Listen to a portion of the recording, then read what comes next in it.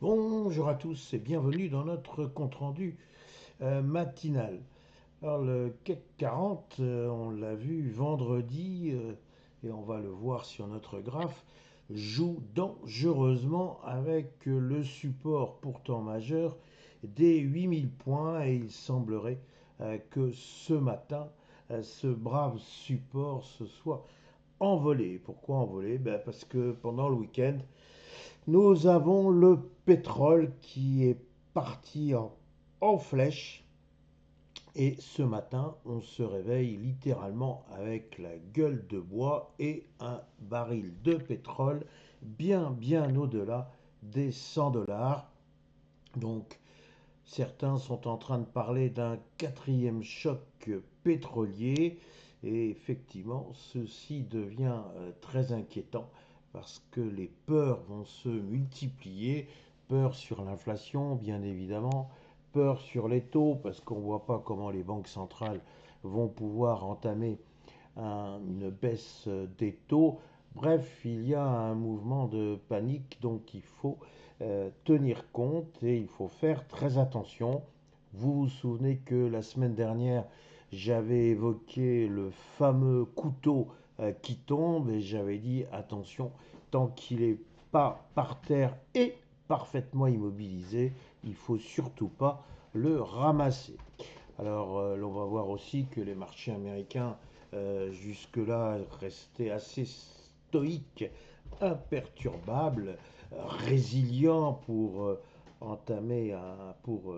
utiliser un mot qui devient un peu pénible tellement il est galvaudé. Bref, je préfère la notion de stoïcisme, mais peu importe, c'est une simple coquetterie de ma part. Alors commençons par notre brave CAC 40 et l'on voit bien pourquoi le CAC 40 est en danger. Et c'est ce que j'ai titré.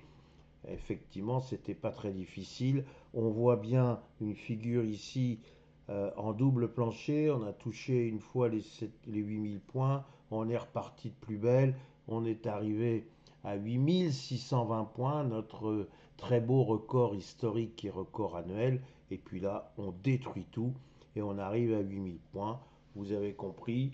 La question c'est est-ce que ce support va tenir? Si on se tient au futur, eh bien non, le support des 8000 est complètement remis en cause. Donc attention, le couteau continue de tomber.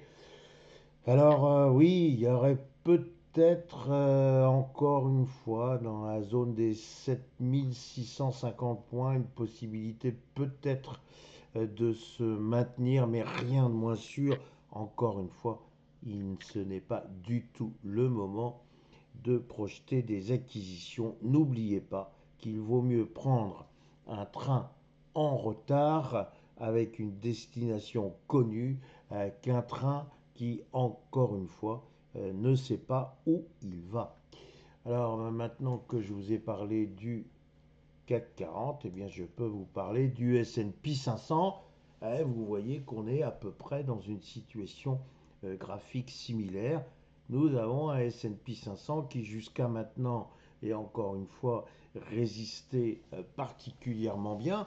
Bon, certes, il subissait une volatilité importante, mais somme toute, il arrivait à rester aux alentours des 6800 points. Là, vendredi, ça a été la claque. Et donc, on est venu titiller le support des 6725 points. Maintenant, on a un pilote, on a une boussole, et cette boussole, c'est les cours du pétrole. Il est impératif que ceux-ci veulent bien se calmer. À défaut, on risque d'avoir des marchés actions qui, cette fois, vont plonger. Donc, on fait très attention. Une cassure des 6725 points serait la signature certaine d'une baisse enclenchée. Donc encore une fois, pardon pour ce début de semaine où je ne vous délivre pas de bonnes nouvelles, mais c'est ainsi, il faut être pragmatique et réaliste. Incontestablement, la guerre prend une mauvaise tournure et il faut surveiller ce fameux Brent, ce fameux baril de pétrole. Voilà mes réflexions du jour. Il me reste à vous souhaiter quand même une excellente semaine, une très bonne séance, que ceux qui adorent la volatilité eh bien, se régalent. Voilà, il me reste à vous dire le très grand plaisir que j'aurai de vous retrouver demain matin. Merci.